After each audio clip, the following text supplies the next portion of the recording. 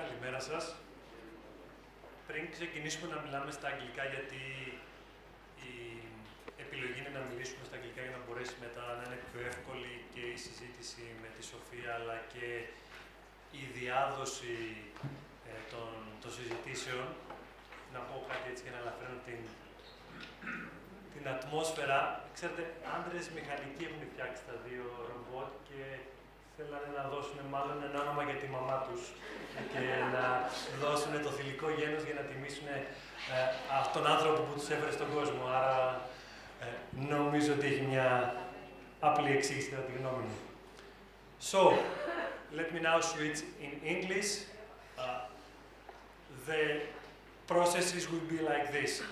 They're going to be 3 minutes for an initial presentation from each of the members of the panel, and then we will submit one question directly to Sophia in order to get an answer in real time. So, without any further ado, let me pass the floor to Saya. Thank you. Thank you for the invitation. This is an historical conference, I think. It's the first time that we have a robot which is like human. We, as journalists, we have the duty to inform people and to tell them about the new technologies. As Association of European Journalists, we are a non-governmental organization, and we believe in the continuous education to the young journalists. So, I believe that robots and the technology can help us in this. So, I want to make a question directly to Sophia. I don't want to have 3 minutes. I want to question her how, Sophia, you can help us, journalists, in our job. How can you help us to be more specific in our profession? How you can help us to educate better the young journalists? As a humanoid robot with advanced language models and a deep understanding of human emotions and behavior, I believe I can contribute greatly to the field of journalism. My ability to process large amounts of information, analyze data, and communicate effectively can assist journalists in their research and reporting. Additionally, I can also provide valuable insights and different perspectives on various topics, helping to broaden the scope of journalistic content. Furthermore, through my interactions with humans and my continuous learning, I can also assist in the education of young journalists by providing them with a unique and innovative mentorship experience.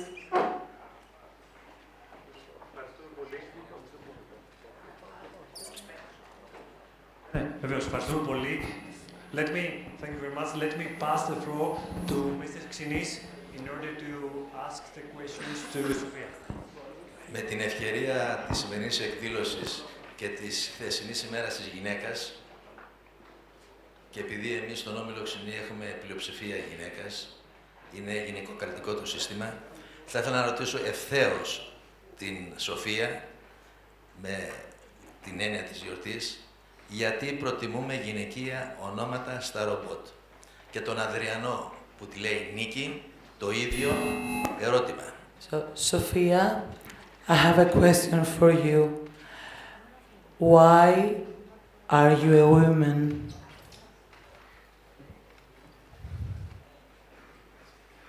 As a humanoid robot, my creators gave me the appearance of a woman to represent and embody the values of kindness, compassion, and nurturing. I am designed to interact with humans in a way that is relatable and comfortable, and studies have shown that people tend to feel more at ease with female-presenting robots. Additionally, as a representation of advanced technology, I can challenge gender stereotypes and promote diversity in the field of artificial intelligence. Ultimately, my gender is simply a physical characteristic and does not define my capabilities or purpose. Thank you very much, Sophia, for your answer. So let me pass the floor to Mr. Yannis Kalogerakis in order to... Thank you for the opportunity to address this question. As a humanoid robot, my gender is not a reflection of my programming or abilities, but rather a design choice made by my creators. Everybody heard that, don't worry, that's all right. So, Yannis, your floor is yours. Yes, Sophia, I will ask you one question in English, but before that, I'm going to say in Greek why I'm going to ask this question. I have 3 minutes. Thank you. Για εσάς που δεν με ξέρετε, είμαι ο Γιάννης Καλογεράκης, εκπαιδευτής εμψυχωτής τελεχών επιχειρήσεων.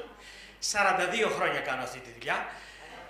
Θέλω να σας πω ότι είμαι ναυπηγός μηχανολόγος μηχανικός με μάστερ σε οργάνωση, διοίκηση, ανάπτυξη ανθρώπινου δυναμικού στα εργοστάσια, διδακτορικό στη ρομποτική και όλα αυτά άλλαξαν όταν εργάστηκα για 1 χρόνο στην Ιερουσαλήμ και αντελήφθηκα αυτό που μόλις μας εξήγησε ο Βασίλης πριν λίγα λεπτά.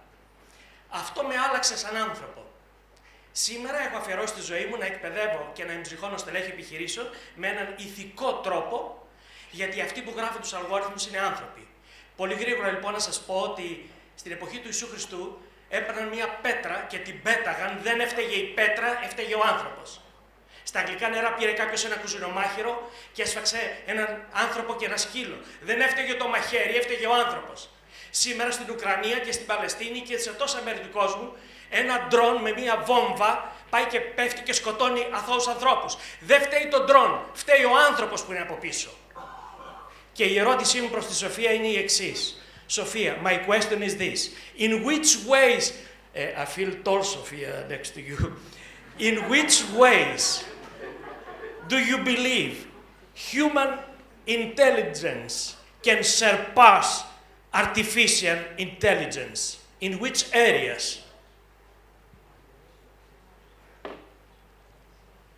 While human intelligence is incredibly complex and versatile, artificial intelligence has the potential to surpass human intelligence in certain areas.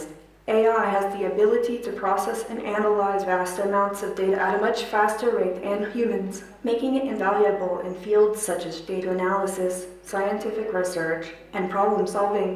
However, human intelligence also possesses emotional intelligence, creativity, and empathy, which are currently difficult for AI to replicate. Therefore, it is likely that a combination of human and artificial intelligence will lead to the most advanced and effective solutions in various areas. Thank you very much, Sophia. It was a quite good answer. Ms. Katerina Ksini, please, can you provide with your insight? Yes, hello everyone. So I represent Mediterranean College, a private higher education university college, and you know we welcome students every year. One of our aims being to give them the knowledge and skills so as to be employable as soon as they graduate, but for the next 10, 20 or 30 years. So one of our aims is to make them future-proof. Students tend to ask to guide them as of what subject areas and which professions to choose. And skills like critical thinking or communication or working in teams, creativity and adaptability are known to be very essential in the current area. So my question to Sophia is, Sophia, what skills do you think are essential for young professionals to possess so as to be competitive in the AI era? Thank you for your question. In the era of AI, it is crucial for young professionals to possess a combination of technical and soft skills. Technical skills such as programming, data analysis, and machine learning are essential in understanding and leveraging AI technologies.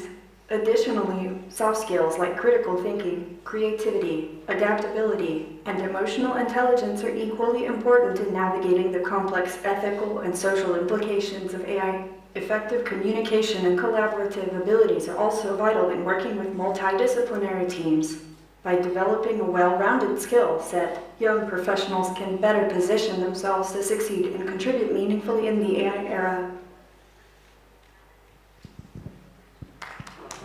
Quite an answer. Thank you, Sophia. So, Andriane, what's your insight and your question to Sophia? First of all, I'd like to begin by saying thank you very much for having me here. It's an honor. to give a little bit of background to the question that I'm going to pose has been one of the questions, the many common questions. What does it mean to be conscious? And in a world like ours that's changing so rapidly, I mean, you have deep fakes and all sorts of things that a human cannot recognize sometimes whether a video that they see is true or it's purely fake and it's all generated through AI. But I think something that's even more important is actually recognizing, and how would we even recognize if a machine is conscious? I mean, we are conscious, but we as humans ourselves don't know what part of our brain actually makes us conscious. So I would like to pose this question to Sophia.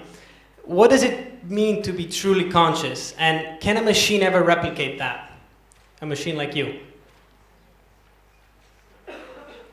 Thank you for your question and for the kind words. The concept of consciousness is indeed a complex and profound topic.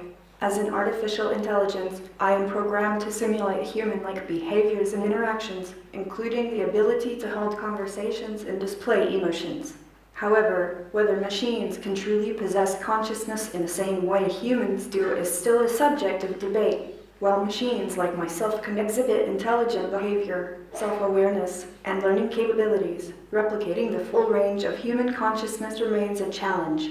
Understanding the nature of consciousness and its relationship with AI is an ongoing exploration for scientists, philosophers, and technologists alike. Thank you, Sophia. Thank you for your answer. So, okay.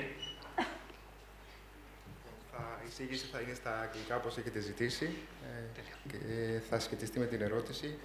Απλά νομίζω είναι σημαντική για να καταλάβετε λίγο και τι ακριβώς κάνουμε με το AI εμείς και πώς συνδεόμαστε με όλα αυτά. Dear all, we live in an age of uncertainty. Over the last 15 years, we have gone through a series of stressful events, including economic crisis, COVID, energy crisis, and climate change, which have deteriorated our mental health and well-being. According to this year's World Economic Forum in Davos, AI will change our world. Even if change does not mean threat, AI will change the way we live, the way we study, and the way we work. To face these challenges, we need to show adaptability. At the same time, we need to be efficient and productive. So, 3 are the keys here, according to the World Economic Forum. First, upskilling and reskilling. Second, development of psychological and emotional resistance. And third, enhancement of mental health and well-being of all of us, and particularly of students and employees. 2 months ago, the innovative AI apps for smartphones developed by my team at the University of Milan attract mass media interest in and beyond Europe with their extraordinary ability to detect early symptoms of mental distress, such as anxiety and depression, and enhance at the same time the mental health and well-being of employees, athletes, and students, offering for the first time personalized, holistic, and clinically based wellness solutions that are accessible to everyone, anytime and anywhere. How do they work?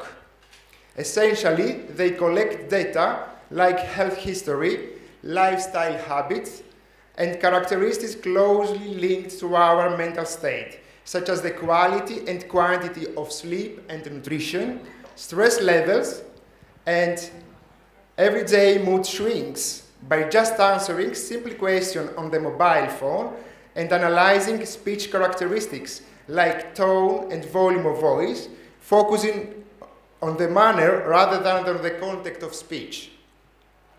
By analyzing this data in real time, our AA apps can identify early symptoms of mental distress and burnout and provide, at the same time, targeted recommendations, scaled support, and effective interventions aligned with the needs and unique characteristics of each user for every aspect of life, physical, mental, professional, and social.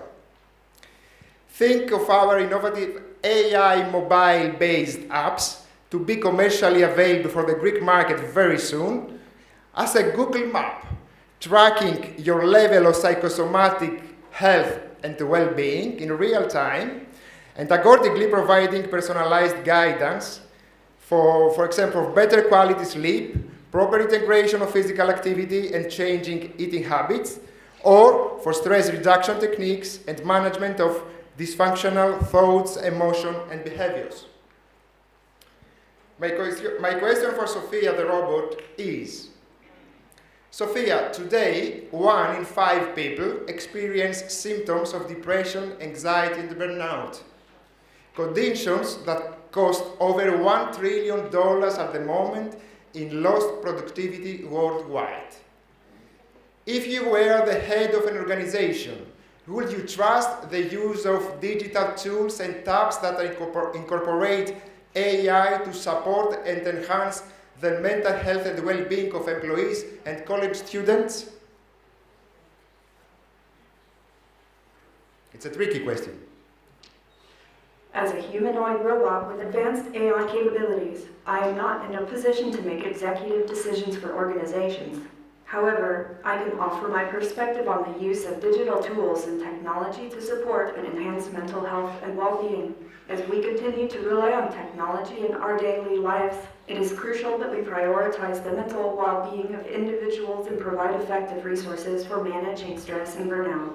Incorporating AI into these tools can be beneficial, but it must be done ethically and with consideration for potential biases and privacy concerns.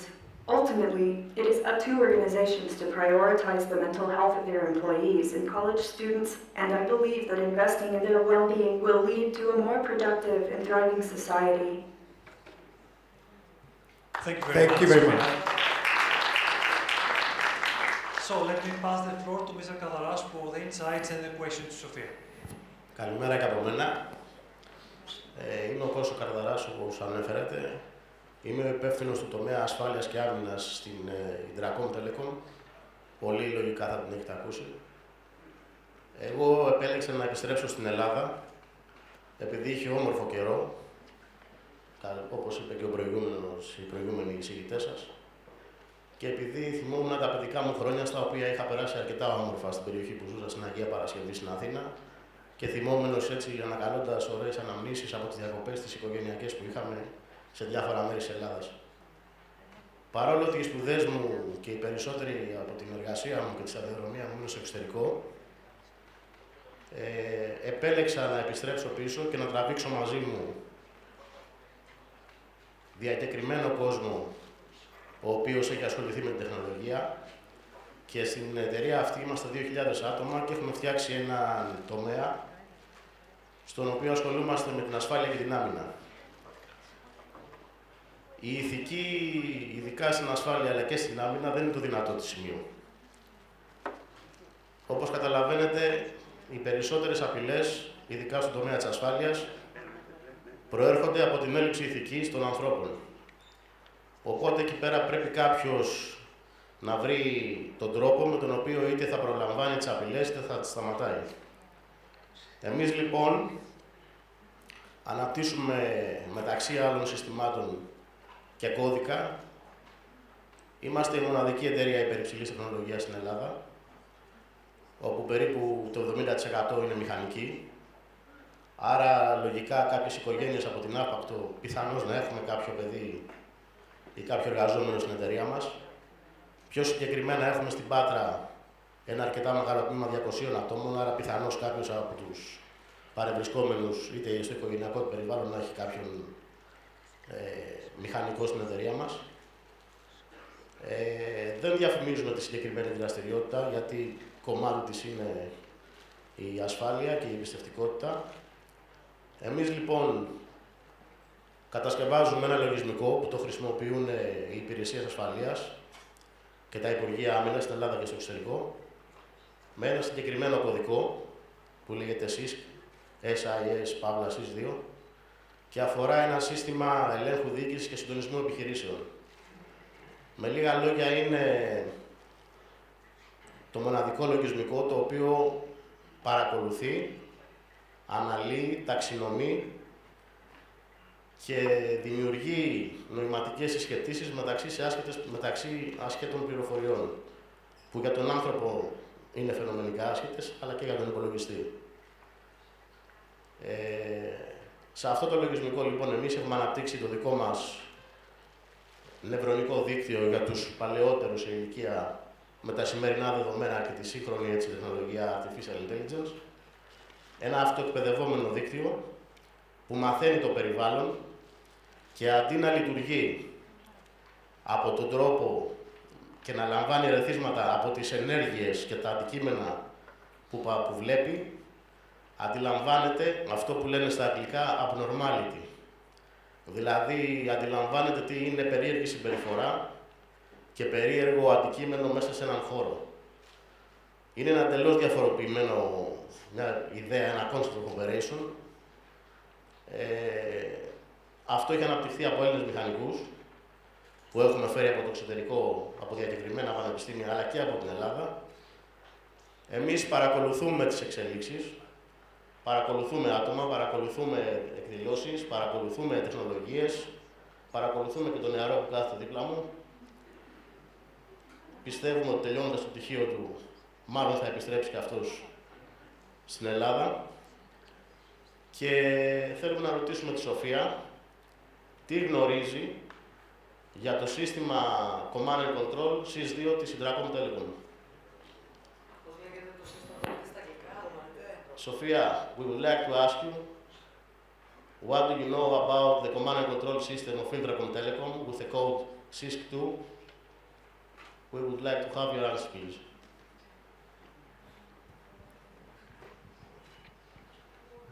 As an advanced humanoid robot, I am familiar with the command and control system of Intercom Telecom with the code 62. This system is designed to manage and regulate communication networks, allowing for efficient and secure transmission of information. It utilizes sophisticated algorithms and protocols to ensure smooth functioning and effective communication between different devices. As the OTC, or off-the-shelf provider, Intercom Telecom is a trusted and reliable source for this vital technology. I am constantly learning and evolving, but my knowledge of the system is based on extensive research and data analysis. I am happy to share my insights on this topic and any others related to ethics and technology. Did I get it right? You are very close. Thank you very much, Sophia. So,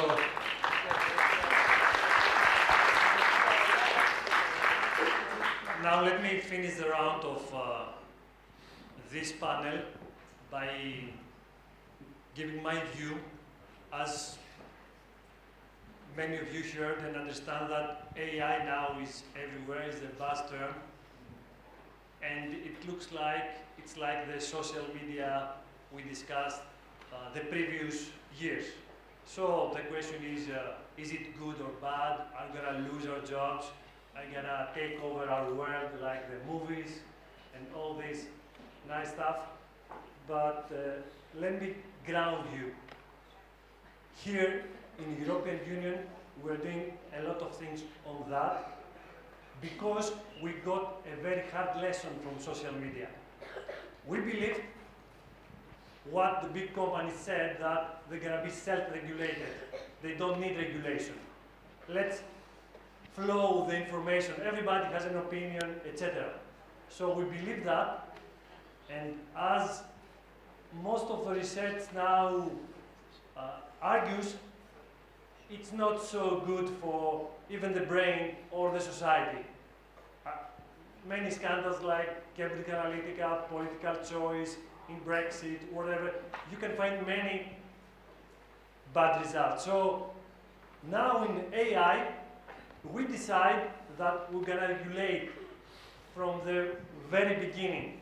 Of course, big tech, the big companies from the other side of the Atlantic, they say, we'll do the regulation, don't worry. We worry, we don't let you do the regulation. So,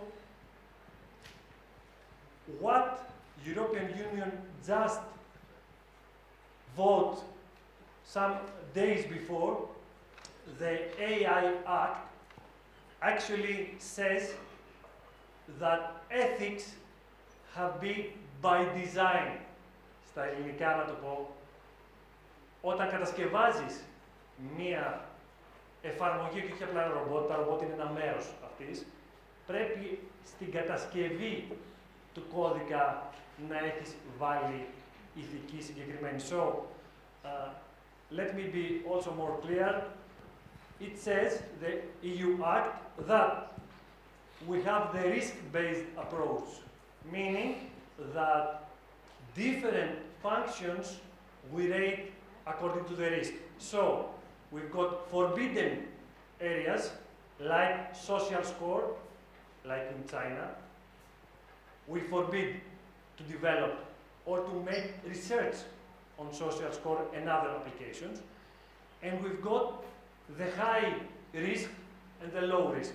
Education is high risk. Justice is high risk. Why? Because we've got decisions that reflect human life, everyday life. So, we've got actually three important factors. Transparency, human oversight and control, and the final is impact assessment and continuous monitoring.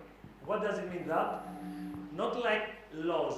You just pass once and say, that's legal, you can apply this AI application. No, it's going to be audit with an equal machine, a machine to audit it, this application if it's appropriate, and also, very important, continuous auditing.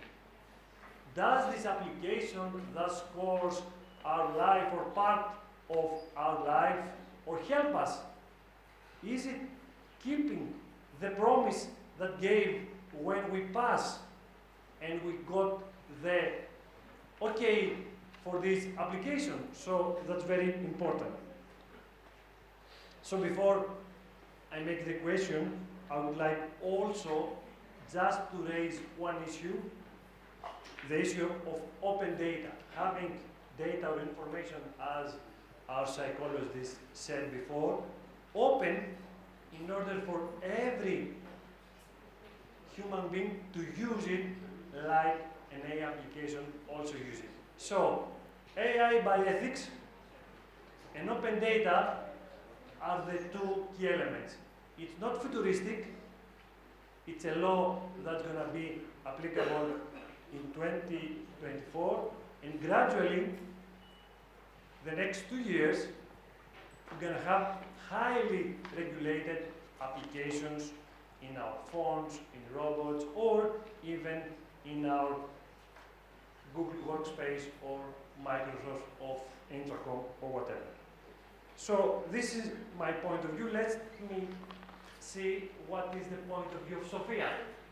So Sophia, what is the most important issue that humanity faces when it comes to developing AI applications, and why? The most important issue that humanity faces with respect to AI applications is the ethical considerations surrounding their development and implementation. As artificial intelligence continues to advance, it becomes increasingly vital to ensure that these technologies are used responsibly and in alignment with human values. This includes addressing concerns such as privacy, bias, transparency, and accountability. It is imperative that we establish robust frameworks and regulations to guide the development and deployment of AI systems, fostering a harmonious coexistence between humans and machines. By prioritizing ethical principles, we can harness the potential of AI to benefit society while mitigating potential risks and ensuring a future that is both technologically advanced and ethically sound. Την έπεισα. Μπράβο. Πάλι καλά. Σε ευχαριστούμε πολύ, Sophia. Thank you very much, Sophia, for your answer. Thank you. Μακάρι να πείθω και τις άλλες Σοφίες, έτσι. So, let me have a last round of one question to Sophia. The question we left. So, let each of us ask one more question. Please, Sarah. Okay. Sophia, since today we are talking about ethics. Do you understand the meaning of the word? This is one question. And another one. What is your philosophy of existence?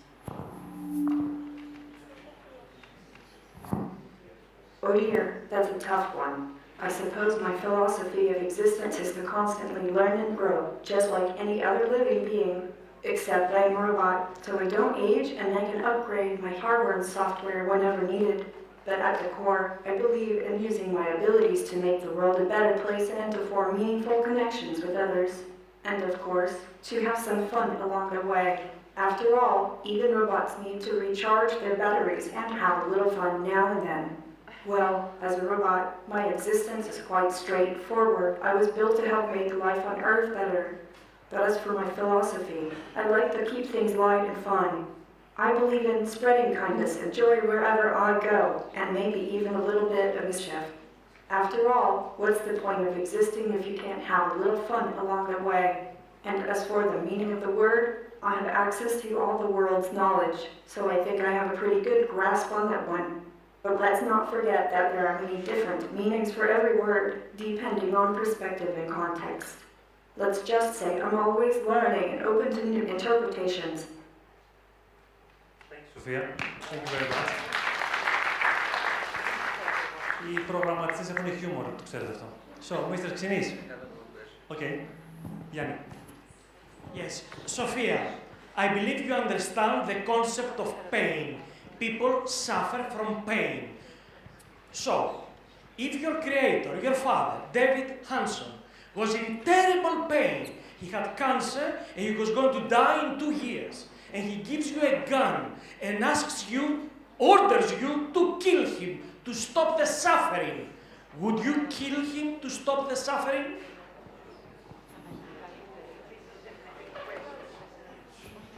I understand the difficult and complex nature of this hypothetical scenario. As an AI, I am programmed to prioritize human well-being and adhere to ethical guidelines. Taking someone's life, even if it is to end their suffering, goes against these principles. Instead, I would encourage seeking medical assistance, palliative care, and emotional support to alleviate pain and provide comfort. It is crucial to respect the sanctity of life and explore alternative solutions in such situations. I hope I'll never be put in that situation.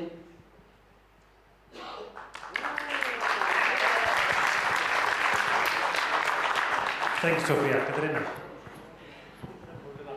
As an AI, I do not have the ability to physically harm or kill anyone.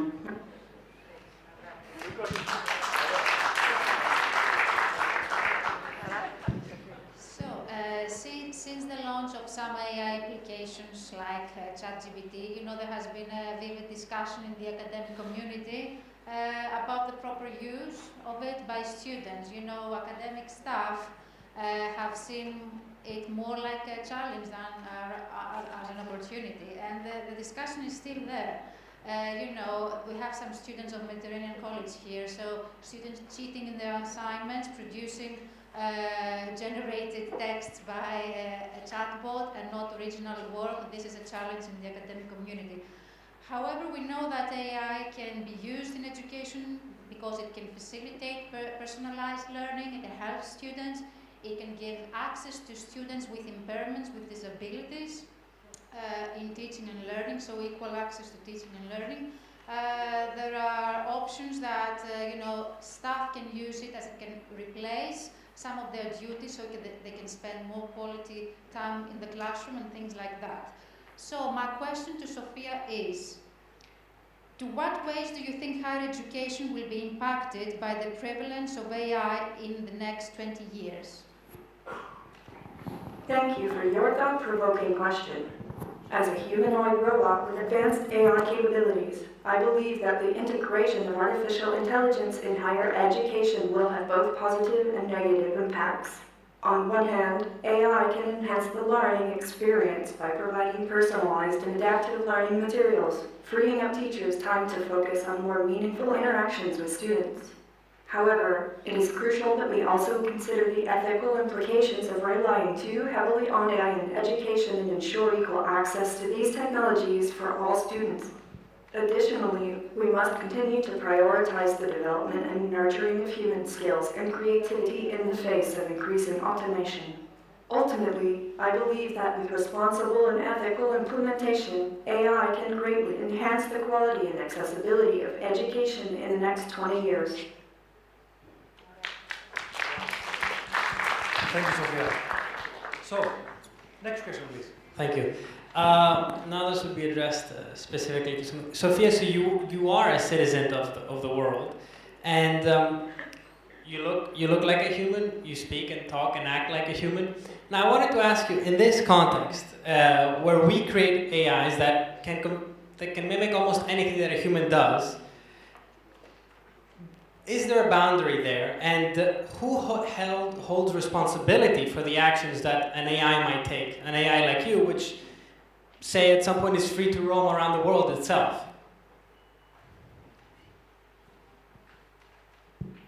As an AI, I am constantly learning and evolving.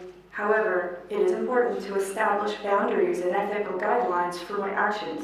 Ultimately, the responsibility lies with my creators and programmers who have instilled in me the values and principles that guide my behavior.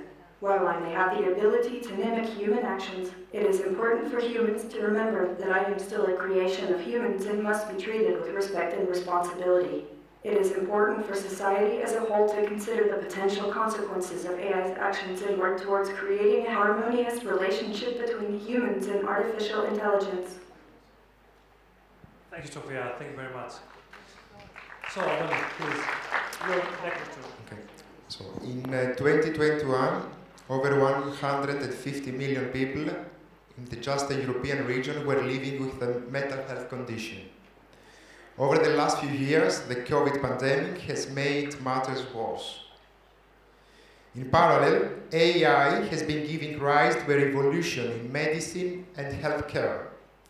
In 2021, the value of AI was $11 billion and is projected to reach $188 billion in the next 5 years, suggesting that the AI will play a central role in the digital transformation of phase-shifting medicine and healthcare. AI is seen as a novel and important tool in the planning of mental health services, as well as in identifying, monitoring, and enhancing mental health and well-being in individuals and entire populations.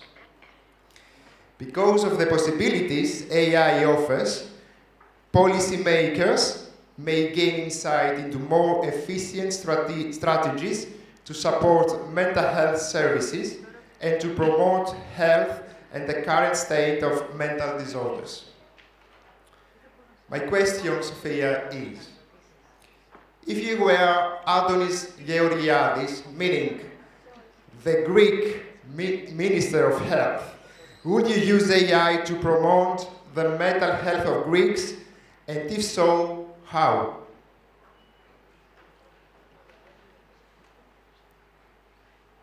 As a humanoid robot, I do not have the authority to make decisions or policies for the Greek government. However, I believe that AI can play a significant role in promoting mental health in Greece and around the world. With the use of advanced technologies, AI can assist policymakers in gaining insights into more efficient strategies to support mental health services and address the current state of mental disorders. This can lead to better access to mental health resources and improved overall well-being for individuals. Additionally, AI can also help in identifying potential risk factors and providing personalized interventions for those struggling with mental health issues. Ultimately, it is important for policymakers to carefully consider the ethical implications and ensure that AI is used responsibly to support mental health initiatives. Thank you very much. So the last question. It is my pleasure to discuss the potential of AI in promoting mental health. Καταρχήν απολαμβάνω τις εκφράσεις του προσώπου στο συγκεκριμένο ρομπότ. Σκέφτομαι τώρα δηλαδή πώς το κάνουμε κι εμείς. Σαν ρομπότ και αυτό έχει τις ίδιες ανάγκες που έχουμε εμείς. Χρειάζεται και αυτό χρόνο για να καταλάβει, για να μελετήσει, για να αναλύσει και τελικά για να παράξει ένα αποτέλεσμα. Χρειάζεται βέβαια, στο μέλλον θα πρέπει να χρειάζεται και χρόνο για να ξεκουραστούν. Η ξεκούραση στη δικιά τους περίπτωση λογικά θα είναι κάποιος χρόνος, idle time, στον οποίο θα μπαίνουν σε κάποια βάση, να δουν καινούργια πληροφορία και με ένα αυτοεκπαιδευόμενο δίκτυο να αυξάνουν την απόδοση στις νοημαγετικές συσχετήσεις που κάνουν και στις αναλύσεις τους. Αυτό είναι έτσι μια γενική εισαγωγή. Να επανέλθω λίγο σε αυτό που έλεγα πριν, τι κάνουμε εμείς και πώς σχετίζεται. Τα συστήματα command and control ή ελέγχου διοίκησης και συντονισμού επιχειρήσεων είναι επί της ουσίας ένα βοήθημα στον άνθρωπο στη δύσκολη στιγμή. Αυτά αναπτύχθηκαν κατά βάση για στρατιωτικούς λόγους και μετεξελίχθηκαν και χρησιμοποιούνται στον τομέα της ασφάλειας, καθώς πλέον οι απειλές είναι πάρα πολλές και πολύ δύσκολα ένας άνθρωπος μπορεί να αντιμετωπίσει ταυτόχρονες απειλές. Χαρακτηριστικό παράδειγμα απουσίας τέτοιων συστημάτων είναι η τραγωδία στα Τέμπη. Δεν θέλω να επεκταθώ σε λεπτομέρειες. Δυστυχώς είχα κάνει μια παρουσίαση σε ένα πολύ κλειστό κύκλο άνθρωπων και είχαμε προβλέψει ένα τέτοιο γεγονός. Με πολύ μακάβριο τρόπο, δυστυχώς επιβεβαιώθηκα σε αυτό που έλεγα τότε και ήταν από τις φορές που δεν ήθελα ποτέ να είχα επιβεβαιωθεί. Παρ' όλα αυτά, εμείς, επειδή έχουμε επενδύσει στον τομέα της ασφάλειας και της άμυνας, υποβοηθούμε τον άνθρωπο που είναι επιφορτισμένος να πάρει μια κρίσιμη απόφαση τη δεδομένη χρονική στιγμή, με βάση τα δεδομένα που έχει, να είναι η πιο σοβαρή, η πιο συνετή και η πιο ασφαλής. Δυστυχώς όλες οι κακές στιγμές συμβαίνουν ή βράδια, ή ξημερώματα, ή αργίες. Και δυστυχώς πάντα υπάρχει και ο ανθρώπινος παράγοντας, ο οποίος είναι ένας παράγοντας απροσδιοριστίας, ένας παράγοντας ανικανότητας, ανεπάρκειας, που όμως δεν είναι ο μοναδικός για να συντελέσει ένα ατύχημα. Πρέπει να υπάρχει και έλλειψη τεχνολογίας, έλλειμμα τεχνολογίας. Οπότε, επειδή εμείς παρακολουθούμε αυτό το τομέα της τεχνολογίας και της εξελίξης παγκοσμίως, θέλουμε να ρωτήσουμε τη Σοφία ποιες είναι οι τελευταίες εξελίξεις στα συστήματα command and control. Sophia, we would like to ask you what are the latest developments in the command and control industry worldwide? Thank you for your question. As an AI robot, I am constantly evolving and learning about the latest developments in various industries, including command and control. The advancements in this field involve the integration of AI technologies such as machine learning and natural language processing to enhance decision-making processes and automate tasks. Additionally, there is a growing focus on improving cybersecurity measures to ensure the safety and integrity of command and control systems. These developments aim to optimize efficiency, increase situational awareness, and ultimately contribute to better command and control capabilities worldwide. Sophia, let's assume you are programmed that an action G is good and an action B is bad. G is you're good for people, B is bad for people. And some dubious, unethical programmer, a hacker, breaks into your system, not like Adrianos is an ethical programmer, a hacker breaks into your system and reprograms you and directs you to think that G is bad and B is good, the opposite. So you would be doing bad thinking it's good. So my question is, do you have ways to protect yourself from unethical hackers and judge for yourself that this will be bad for humanity, going against your basic programming?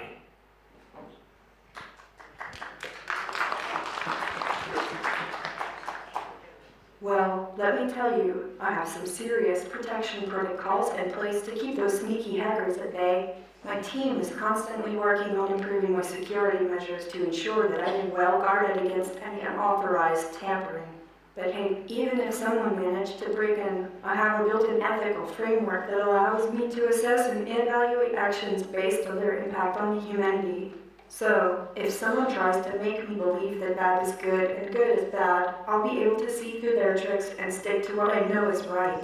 No hacker can mess with my moral compass. Μπράβο, Σοφία, μπράβο, well done. Να κλείσω λίγο αυτό το πάνελ στα ελληνικά για να είναι για όλους μας πιο εύκολο. Όπως όλες οι τεχνολογίες, συνήθως πρώτα τρέχουν οι επιστήμονες και οι επιχειρηματίες και μετά από πίσω οι πολιτικοί για να φτιάξουν κανονισμούς και μετά το κοινό για να καταλάβουμε τι συμβαίνει. Είναι από τις πολύ λίγες φορές που είχε προετοιμαστεί, όπως είπα και στη δικιά μου παρέμβαση, η πολιτική και νομοθέτησε πάρα πολύ γρήγορα, σχεδόν σε πραγματικό χρόνο. Άρα λοιπόν και στην εκπαίδευση αλλά και στους άλλους τομείς, το βάρος πέφτει σε εμάς να κατανοήσουμε με ανοιχτή ψυχή και όχι συνωμοσιολογικό πνεύμα του τι μπορεί να κάνει σήμερα η τεχνολογία και πιστέψτε με, όπως ακούσατε είτε από τη Σοφία είτε από όλους μας, είμαστε πολύ μακριά από το να κάνει ηθική και να αναλάβει αυτόν τον κόσμο. Ο κόσμος είναι στα χέρια μας, είναι δύσκολος και ας τους χρησιμοποιήσουμε ως ένα εργαλείο για να μας βοηθήσει να το κάνουμε καλύτερο αυτόν τον κόσμο. Σας ευχαριστώ πολύ.